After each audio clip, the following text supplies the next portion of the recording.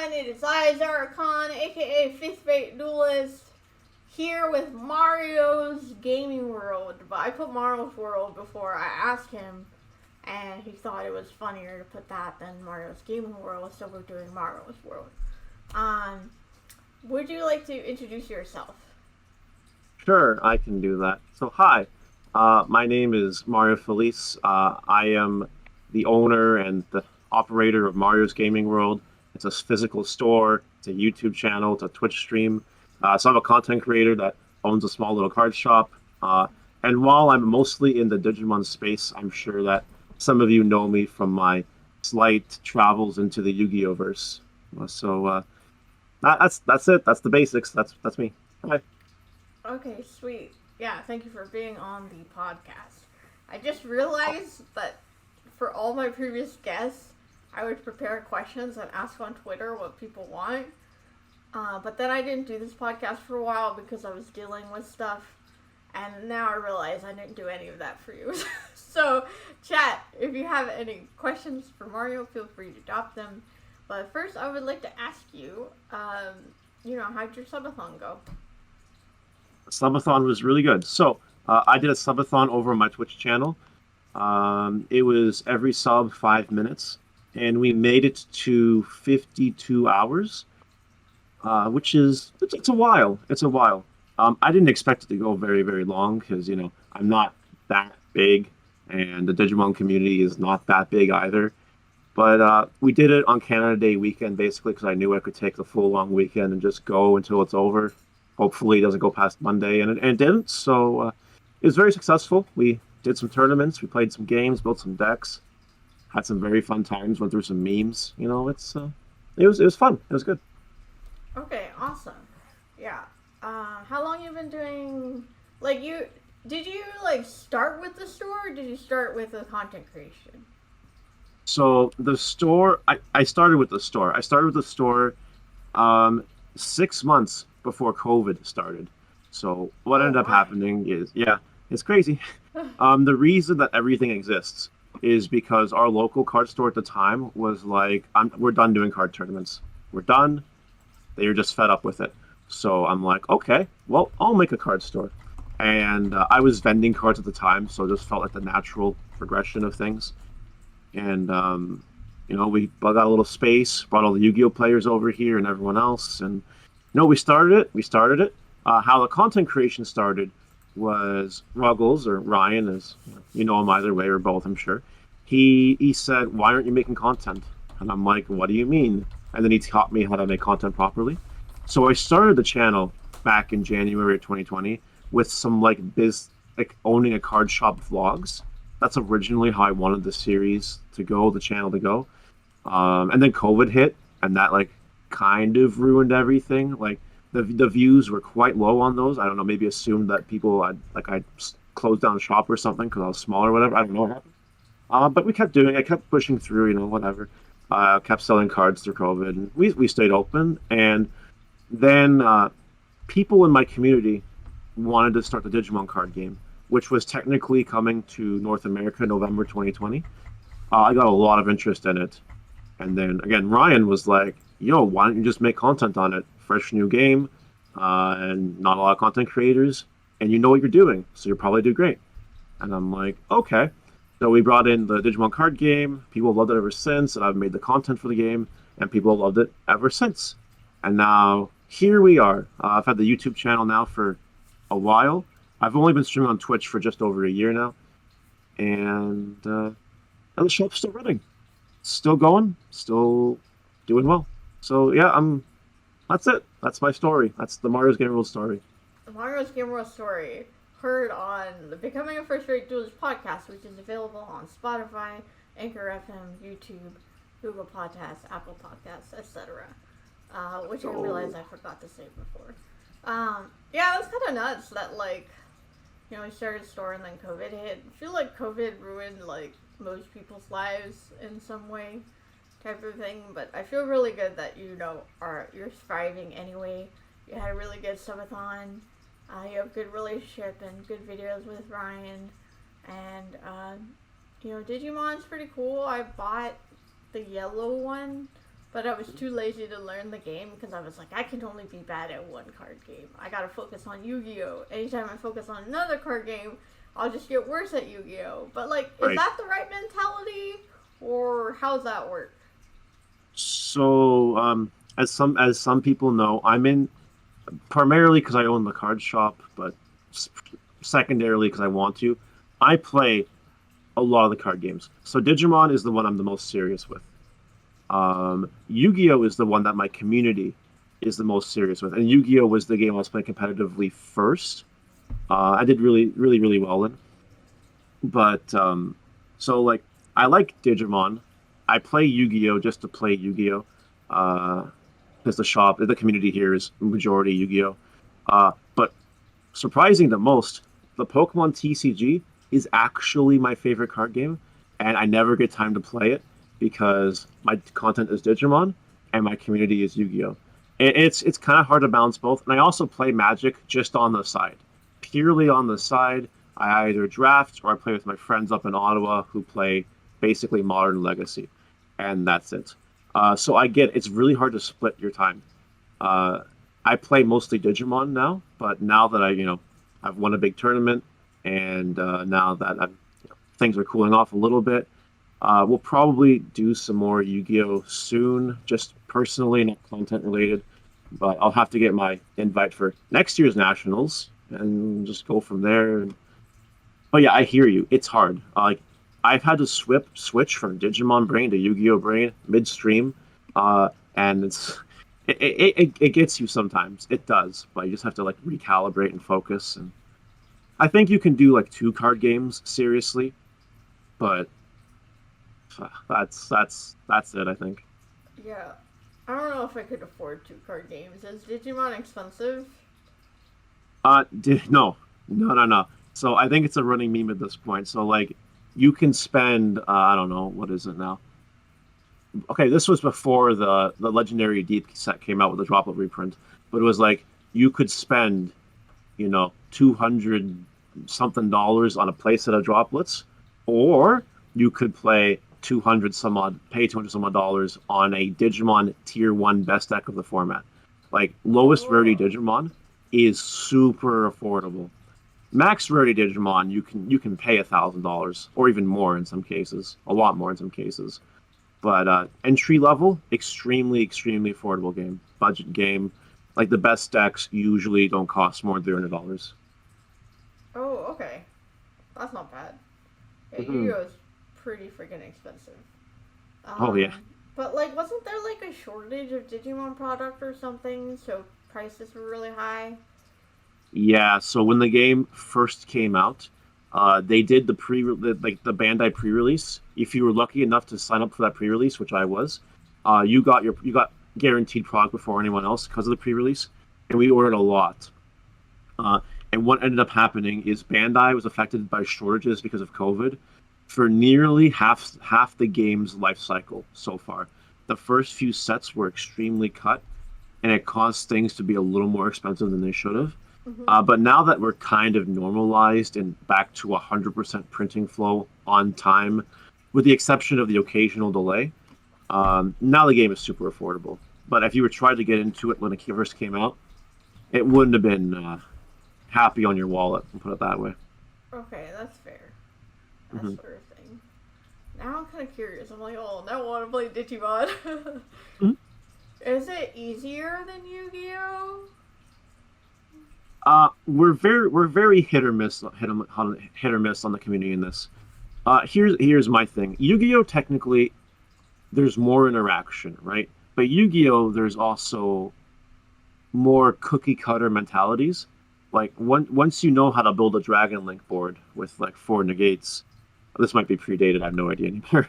But if you build big board the deck, and you can get through, or you learn how to play around certain hand traps at certain points in time, then you're just doing the same thing over and over again. And some people can find that demeaning. Alternatively, some people can just activate Mystic Mind, and then you want to go like not be in a happy place. Um, but Digimon doesn't really have floodgates or break a board formats. It really does go back and forth. The trade-off is that there's very, very little interaction between turns. Like you play your turn, and then your opponent plays their turn, and then you play their turn. The only form of interaction is in the shared memory gauge that both players have to commandeer and manage, and security effects, which resolve when you attack a player, that sometimes resolve if they're there in security. Um, but there's no hand traps. There's one onboard negate, and it negates attacks, and that's it. So, Digimon is simpler to learn than Yu-Gi-Oh, but I think that at the extreme level, I think Digimon is a little more skill based than Digimon or Yu-Gi-Oh. Sorry, at the very top level of things, but there's skill in both games for sure. It's definitely like two different animals. Okay. Sorry, my cat was meowing, so I wanted to check on it. Yeah, that's kind of the interesting thing, because like I hear like Pokemon doesn't have any hand traps, so you don't interact on the other person's turn. Yu-Gi-Oh has like hand traps, so you interact on both people's turns. And then Digimon kind of sounds like it's in the middle in a way. Is that accurate to say? I would say it's definitely in the middle. Yeah, while there are no like hand traps or like guaranteed interruptions, if you attack your opponent and they have a security effect that like blows up something on their board or negates attacks or like stops them from attacking or whatever, then there is that little bit of interaction, and some of the skill in the game comes into maneuvering around the potential interaction because the security cards are face down, right? You don't know what you're swinging into to try to like attack your opponent. So part of the skill is, can I afford this to happen if I swing right now, or should I not swing? Should I wait? Yeah, Pokemon has no interaction at all. Pokemon is more like chess, I'd say, where like it really is just your turn, and then the opponent's turn. It's really just their turn, and you go back and Oh. forth trading blows, and that's a whole skill base in itself. That's a whole different thing that I think either of these card games have. But yeah, they're different. It's just gotta wrap your brain around a game of interruptions fully versus a game of very little interruptions. Yeah. Okay. Interesting. Hmm. Yeah, definitely. Are there a lot of girls that play Digimon? There appear to be more than Yu-Gi-Oh. Like Yu-Gi-Oh regionals in Canada. Well, okay. Yu-Gi-Oh regionals in general. I'll see like maybe half a dozen to a dozen girls there that are, and they're just there. Like they might just be hanging out with their boyfriends. They're not necessarily playing the game or whatever. But in Digimon, at the bigger tournaments, there are definitely more girls there. Definitely, not a lot more. I'd say closer to 2 dozen, but they're there and they're actually playing the game in most cases. So, and even my local scene, for example, like a while ago, like the max in our Yu-Gi-Oh community that's been here for a while, years. We've only had two girls play the game ever, and they weren't even that serious. But in Digimon, which is newer, we've had 3 to 4. So like, I think it's a good thing. Like, it's definitely there's definitely more in Digimon. Not as many as Pokemon, I don't think. But yeah, it's good. Good. Okay. Yeah, just curious about that type of a thing. Hmm. So can you tell us a bit about your Yu-Gi-Oh accomplishments? Um. So not many. I've only played in maybe 20 Yu-Gi-Oh regionals, maybe 24 Yu-Gi-Oh regionals in my life, and only like 3 or 4 YCSs ever. The When I was like at my prime was Necros format, which lasted 6 months, I think, maybe a little bit longer. Mm-hmm. And I took that format really seriously because my plan was to just do and go really big with Yu-Gi-Oh and do well. And during that format, I got top eight after top eight after top four at regionals, and the one YCS I went to, I kind of like scrubbed out. It's kind of embarrassing. But besides that, if it like I'm no big popular Yu-Gi-Oh player by any means, but like I haven't topped a YCS. I've bubbled out of top 32 at a YCS before. It felt really bad, Oh man. but besides that, yeah, Just I don't have a regional win. I have a few top fours and a bunch of top eights. I can go to a Yu-Gi-Oh regional and almost guarantee that I'll get my invite, as long as I do some playtesting ahead of time. Um, or don't run into Mystic Mine. That was my most recent serious Yu-Gi-Oh regional was just before COVID. It was in New York State somewhere. It was when Spirals got Magician Souls, and that deck was kind of insane. Yeah. And I went 7-1. The only thing I lost to was Crush Card Brian's Mystic Mine Final Countdown stall deck, just because I didn't draw any outs. And I was like, I had to just dodge Mystic Mine because I like 2-0'd, right, except for one opponent, everyone else, and it was just I felt so bad. But anyway, yeah, no YCS tops, no nationalist tops for this guy or anything like that. But if you stick me in a regionals and you teach me the format and I play test it, I'm probably getting my invite or even topping the regional. Okay. Pretty good at that. And then you mentioned that you won like some pretty big Digimon tournaments, right? Yeah, I've won one as of recently. I've topped a bunch last year. But yeah, I've won one. The Digimon regionals and Yu-Gi-Oh regionals are like two different things. If you guys are old enough, you'll remember how Yu-Gi-Oh regionals back in the day, they would do a top 8 cut and after Swiss. Well, that's what Digimon regionals now are.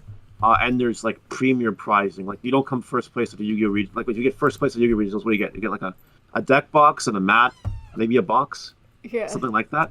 Well, the regionals in Digimon are like more serious. You actually get like prize cards for winning them, and you get your invite to nationals if you get top 16. Wow. And the regional was top 16 cuts. So, and the tournament that I won, it was 7 rounds of Swiss plus a top 16, and I went X1 in the top 16 and just won out playing the best deck of the format. Wow. And That's yeah.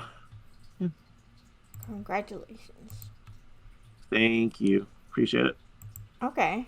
So like, how do you balance being a Yu-Gi-Oh content creator, being a Yu-Gi-Oh store owner, or not Yu-Gi-Oh, like a content creator, a store owner, and a player? Like, how do you manage doing all of those? A great amount of willpower is the short answer. The longer answer is, besides doing all of this, I own my own other business, other 9-to-5 business as well, and I help my parents with their business. So I'm a really, really busy person, and I'm going 80 plus hours every week most of the time. How do I balance it? So like, I create a calendar for myself, and I stick everything in there, and I find wiggle room when I can. So my daytime business takes 40 hours of the week usually. I stream usually 3 nights a week. That's about 12 to 15 hours a week, usually. I've simplified my content creation to the point where it doesn't take long to make videos. I still pump out 4 to 5 videos a week, usually 5, sometimes even more. But it still takes time. Still takes like, I don't know, an hour or two a video. So that's like at most 10 hours a week, I'd say. So we're at 40, we're at 15, 10, that's 65 hours. 10 hours at my parents' business a week. Card business, I'm also, running, but while I'm running the card business, sometimes I have people to work for me if I'm really, really behind or need to go do things or whatever. And then it's a nighttime business, only open 4 nights a week, and people just come play games, tournaments, whatever. And then on the offline, I'm selling cards as well. And then any other time besides that is when I get to play test. And recently for that tournament I mentioned that I won, I was not neglecting some of my responsibilities, but I was like cutting a lot of corners just to get more playtesting in for the event. And I'm glad I won the event. I felt really bad because I ended up having a whole lot of catch up to do after that. So it's very hard. It's not easy. I'm happy that I got my 1 win, so I can like cool off now. But it's not easy. It's really not. We manage. Oh man, I'm just like, I feel busier just hearing that. I'm like, damn, that's freaking a lot. Alistair, please calm down. Sorry, my cat. I don't know if you can hear him, but he's I can hear the little cat. You have two cats now, right? Yeah, I do. Yeah. So Alistair's very. Hey, what are you guys doing? Alistair's very like needy and stuff like that, so he wants attention. Um, Just like Alistair in the card game. I get you. See, when I train him, I'm gonna train him to like stay, except the command's gonna be normal summon. So I'm gonna be like normal summon Alistair, and then he's gonna stay, and I'll be like, good. Now, hopefully, he stops crying every time I say normal summon. Cause If you can ever get that to a point, that's insane. dude, God tier. I really want to train my cats, but like normally they get trained using something called clickers, where Mhm. you click when they do a good thing and then you give a treat. But my cats don't like treats. I've given them 7 different types of treats and they won't eat any of them. So I have to figure out a different way to train them. So yeah. Awesome. Okay, chamber, parlor, or kitchen? What? What? I don't know what anything just means of what you just said. I have no idea. Okay. Those are the dragon maids, right? Yeah. Chamber for sure. Okay. I'm a parlor girl, but chamber's pretty dope. I don't mind my chambers being attended to, so it's okay. It's good. All right. Kind of what's the best advice you've ever received with regards to like concentration and playing the game? Um, if you're not going to put in 100%, don't do it. That's that's it. That's the best advice for both. If you want to be good at it, if you don't want to be good at it, if you want to just do it for fun, then who cares? But if you want to like take yourself to the next level, you have to put in 100%. If you do not, if you cut yourself short, if you aren't focused, if you are just messing around, you're not going to get there. Like you need to have a plan, you need to invest the time, the resources, and you have to do it. You have to follow through. Yeah. Okay. Awesome. Yeah, I think that's valuable type of thing. But it's okay to take a break, right? It is, yes. I do take the occasional break. I do actually take, I think, more vacations than the average person. Like, I have no idea, but like every 3 months or so, I'll take a week off to just kind of decompress. Um, and sometimes there's a card trip in there, and that's fine too. Whatever, card trips are like decompressing, whatever. But yeah, you need to not burn out. That's very important. Don't burn out. Don't burn yourself out. If you feel you're gonna take a burnout, it's better just to take the week and just say nope, and that way you're not making anything dumb or anything stupid, right? Anything lackluster. If you think you are, that's the point where you gotta take some time off and say nope, nope. Oh, okay. That is fair. Mm. All right. Um, Kind of what's your thoughts on like modern Yu-Gi-Oh? Like, do you think this is a healthy format? Do you think it's like okay? What are your thoughts? Uh, I don't think it's terrible. I think there are some formats of Yu-Gi-Oh that are a little more skill based than some. Uh, this format's kind of all over the place. I haven't played much in it, so I'm not going to comment too heavily on it. But I do know that we're entering tier zero in quotes territory really soon.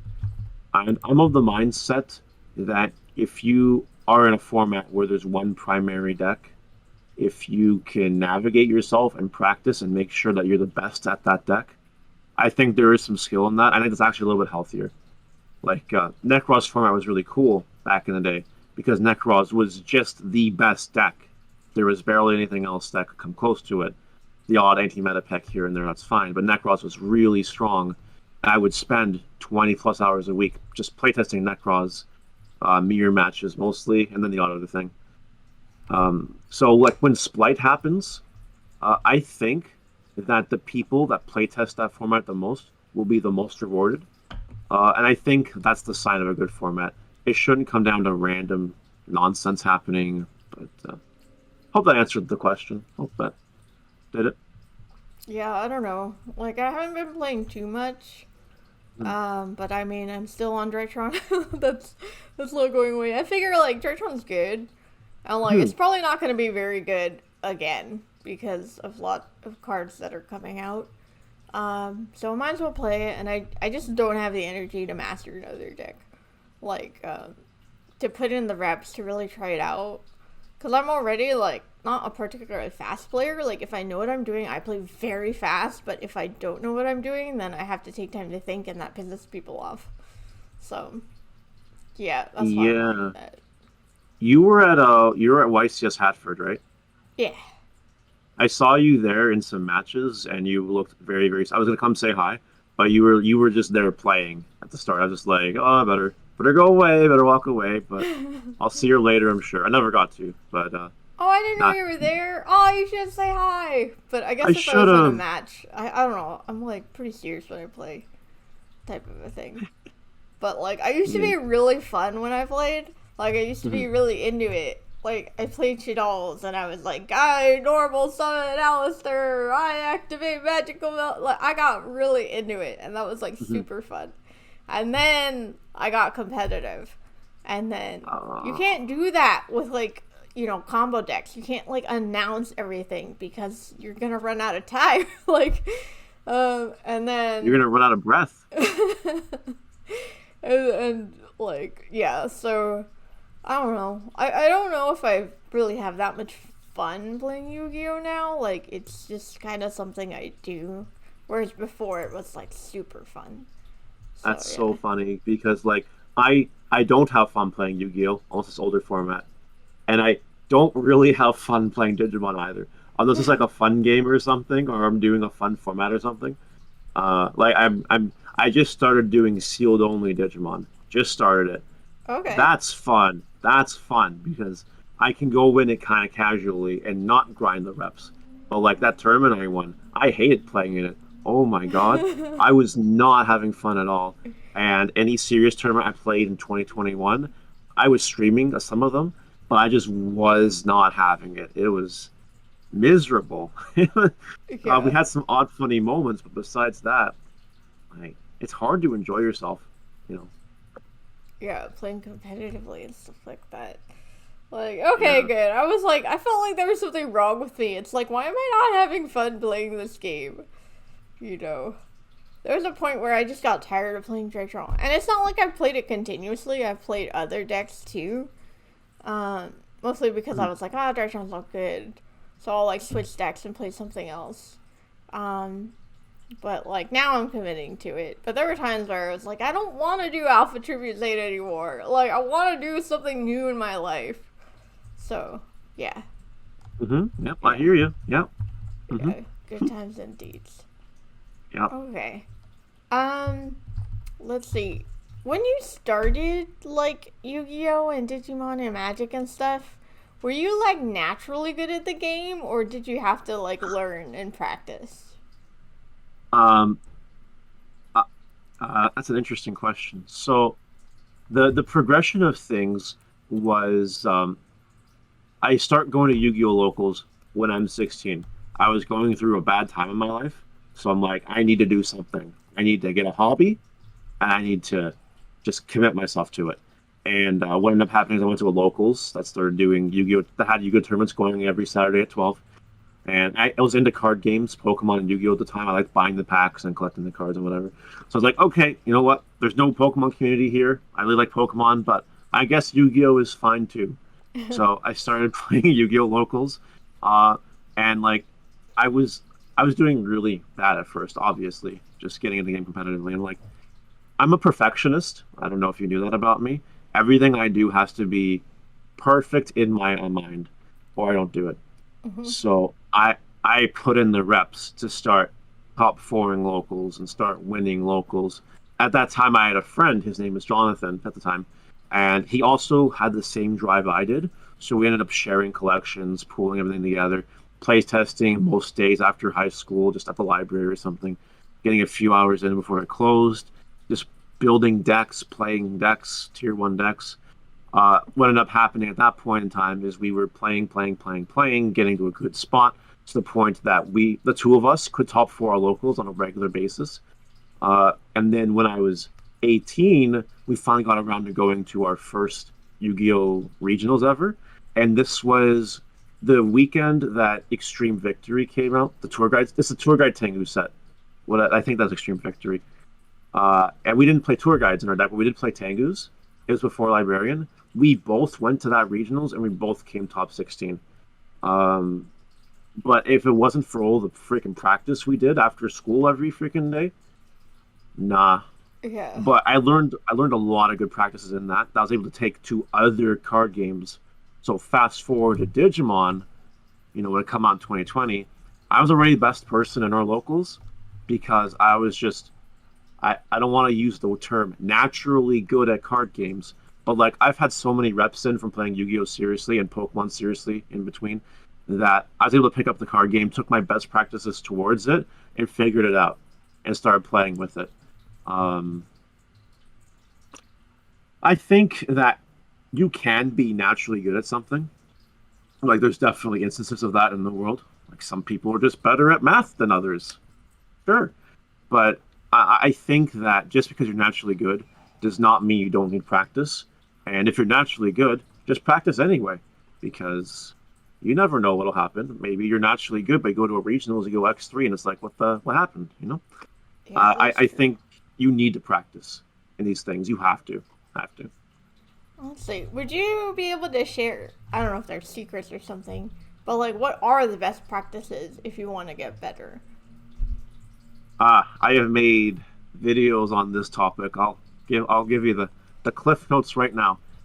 Number one, you have to play with different people. You can't just play with the same old local people.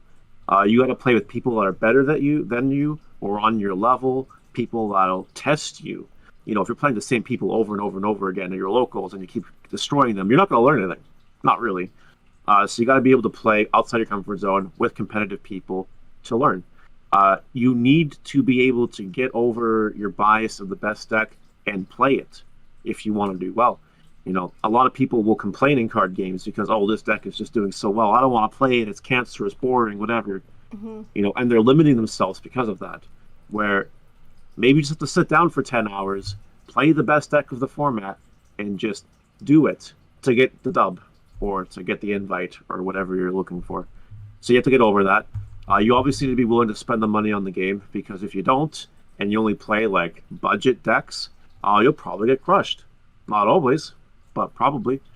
And you need to stop blaming yourself, your games you lose on like bricks or other nonsense like, oh, this guy top decked this card. What a guy. I should have won that game. No. There sometimes it is that, and that's okay to acknowledge it, but it can't be 100% of the time. You know what I mean? Those people that are always like that. It is never their fault that they lost. And that is a toxic mindset to be in. You have to be able to sit down and say, okay, I did this wrong because I didn't read my card, or I sequenced these cards wrong because I didn't keep in mind that his deck could do this. You have to be able to sit down and critically think about everything you do. And as an aside, one last thing to do, record yourself playing. Seriously, record yourself playing. Record your matches so that if you do lose, you can go back to it and see, okay, why did I lose? What did I do wrong? Was it actually an instance of my opponent just sacking the hell out of me? Or did I actually just play the game terribly? Or did I make one mistake that was just the end game for me? You know what I mean? You do all those things, you'll get good. That's all in the umbrella of playing things, doing it seriously, and doing it right. That's it, I think. Oh man, that was like intense. I feel like we need to pay you for that because that was very helpful type of thing. You don't have to pay. I'm just happy to be here. It's fine. Don't worry about it. Yeah, I think like definitely like it's like a hard truth that like if you want to be good, you have to put money in the game. Like that's something that I feel bad about because there are people that can't afford it. Type of thing. So, I feel bad ever telling people that, but it's kind of like budget decks are like things you can play with your friends or go to locals with. But if you're going to a YCS, like, and you can't afford droplets, you're using like 3 chalice or something, like, it's not exactly the same. But there are ways. Like the thing is that it's a lot of initial investment.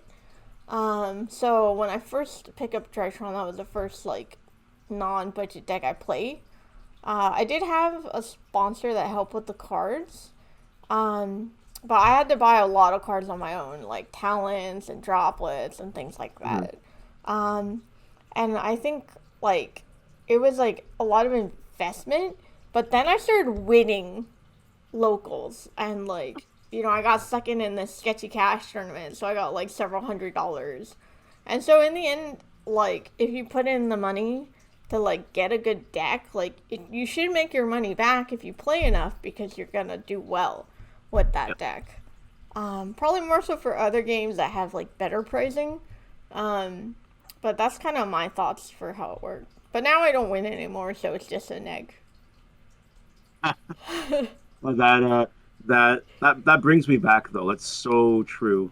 When I was doing those locals I told you about every Saturday at 12, the pricing was just store credit, and I would use that store credit to get literally anything I needed at the time Oh because I yeah. would just keep getting it every week, every week, every week. There was a period in time where I won 31 Yu-Gi-Oh locals in a row.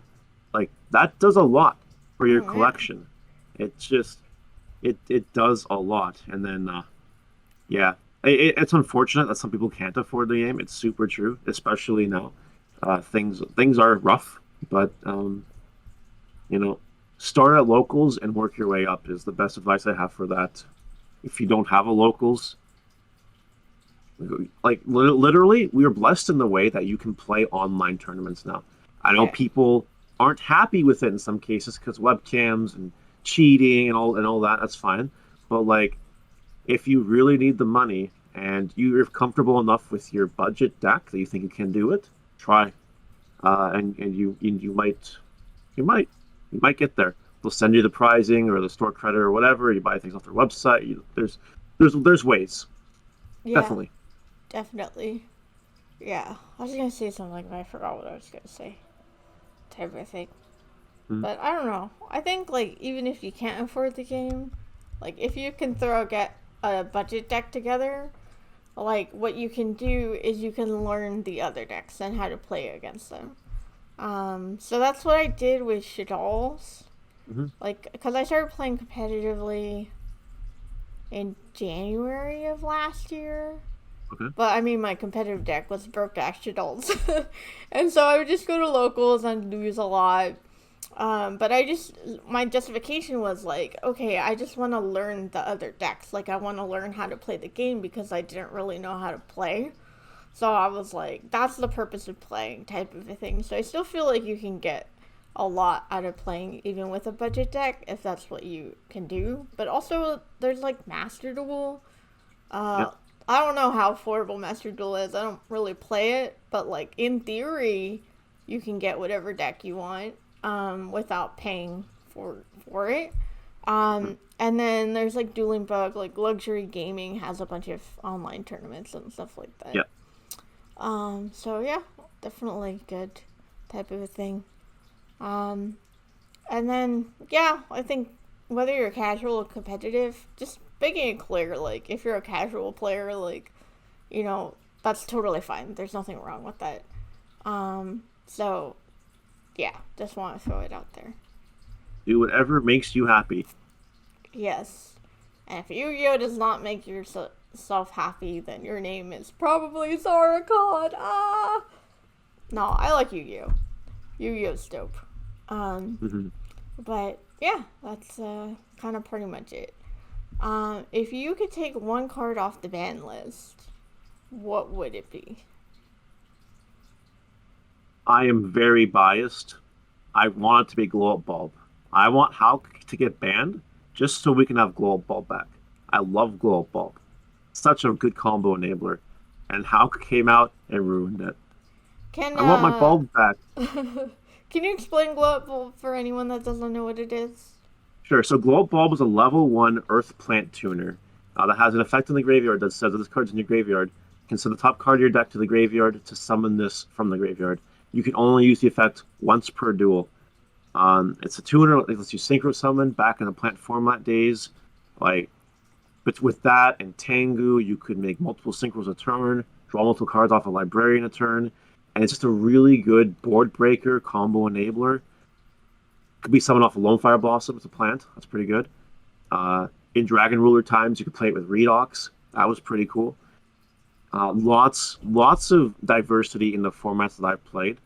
And straight up, if it wasn't for Global Ball, I wouldn't have got my first regional invite. And that's always stuck with me. That card is crazy. But now we have Hulk. That's just, you know what? Summon any tuner you want. And it's just like, bro, thanks. You know? So I'm waiting for the day that Hulk to get banned so that Global Ball can come back. And then I can play Lightsworn best deck. Let's go!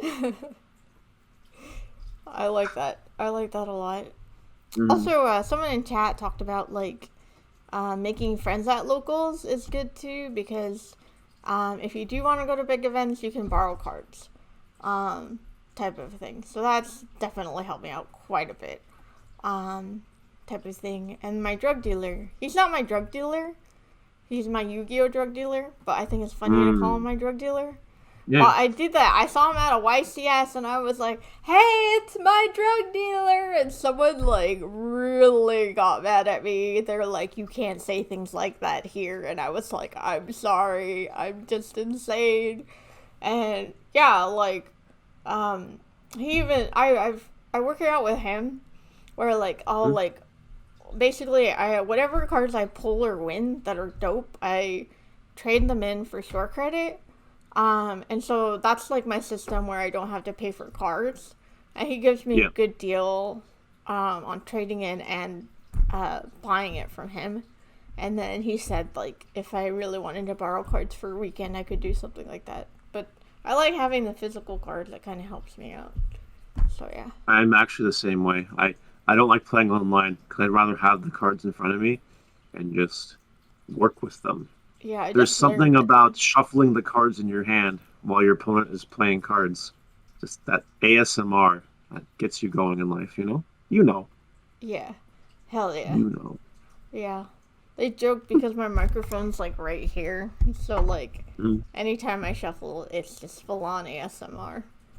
And the fact that I'm not partner yet while having that is just a tragedy in my opinion. I fully believe that if you keep doing what you're doing, you'll get there. 10,000%.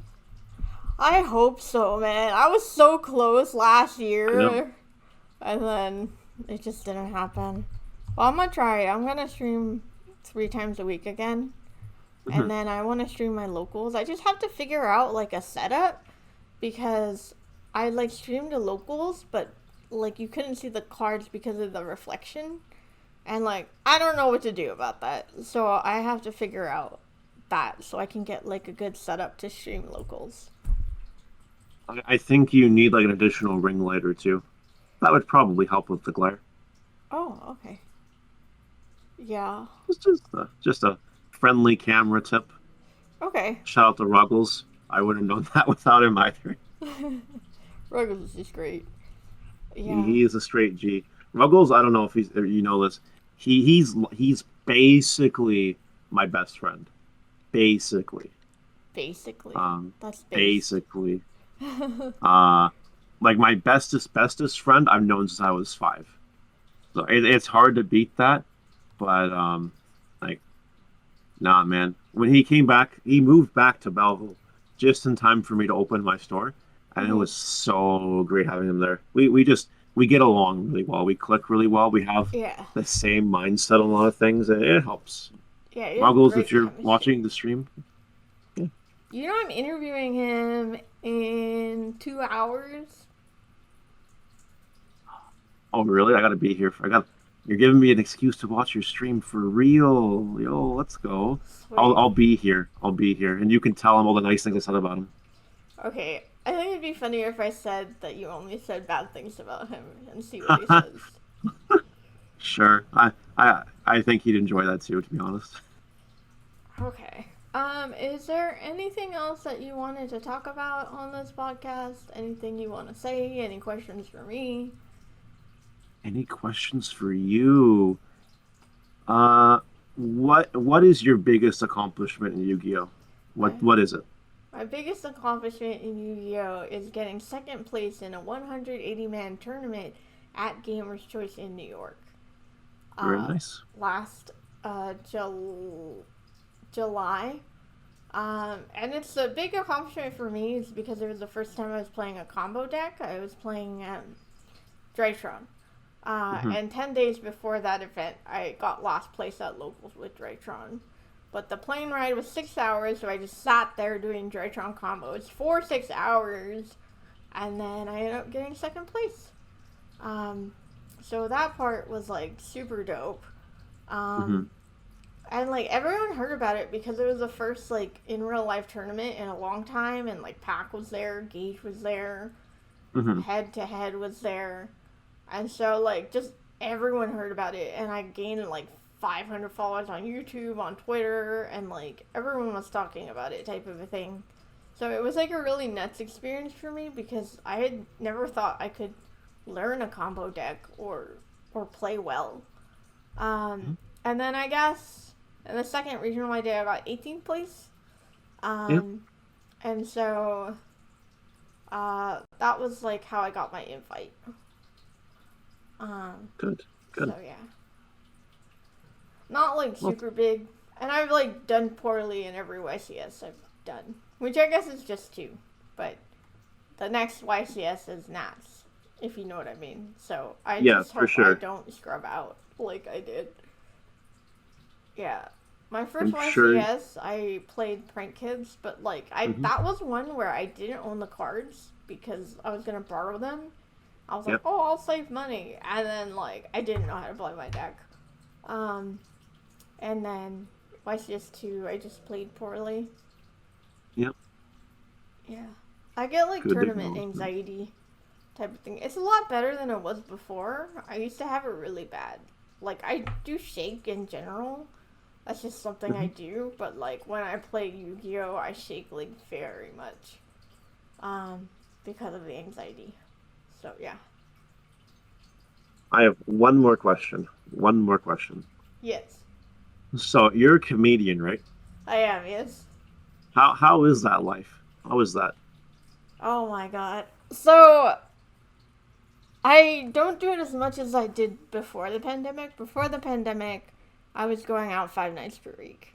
And like, when you do well, it's just like the most glorious feeling in the world. Like, you're super happy. You know, you feel really good about yourself. You listen to the recording type of a thing. But when you bomb, it just feels so bad. And so what ended up happening to me was that my mood and my level of happiness was dictated by how well I did on stage the last time. So it was like an up and down that was like very unhealthy type of a thing. I also like comedy because I get to basically talk without people interrupting me.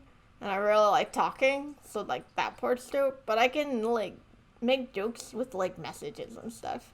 So, like, when I first started doing comedy, there were the hate crimes against Muslim people. So, I was kind of, like, making jokes about being Muslim to make it, you know, less stigmatizing and more accessible.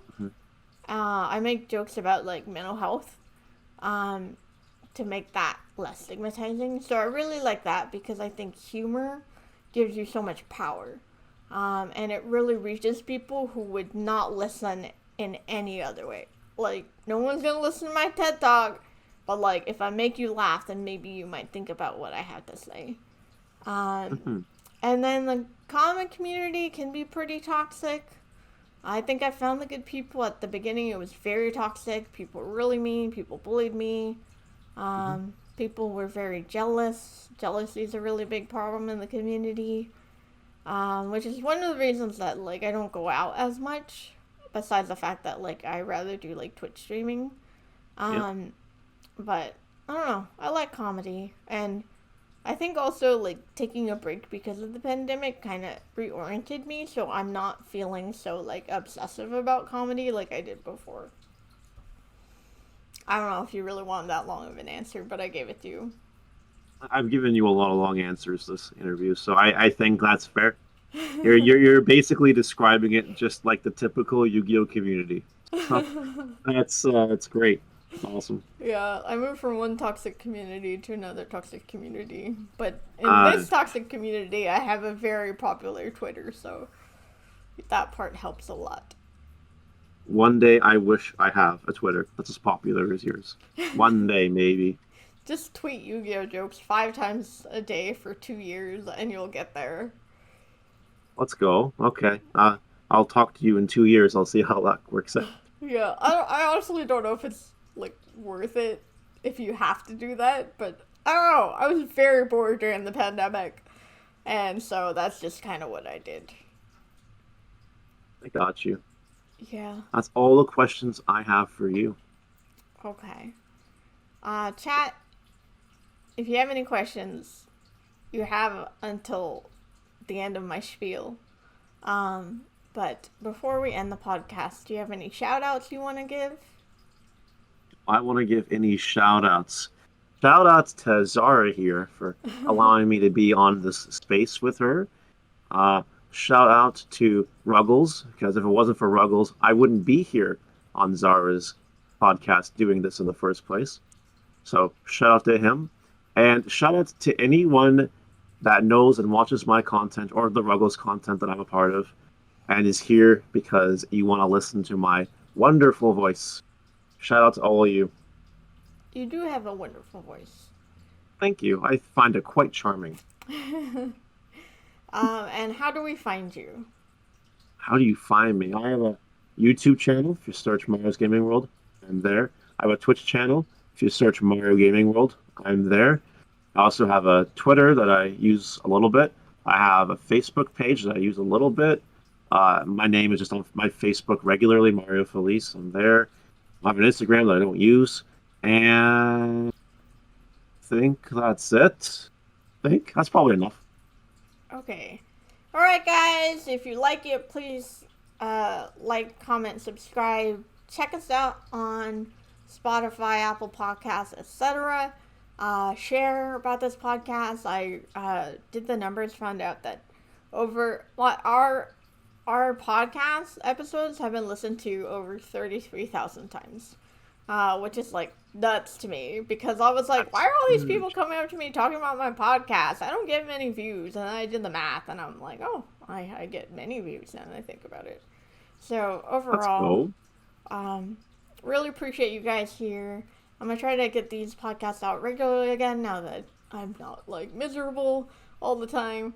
Thank you for your support, and catch me on Twitch at 5th Rate Duelist.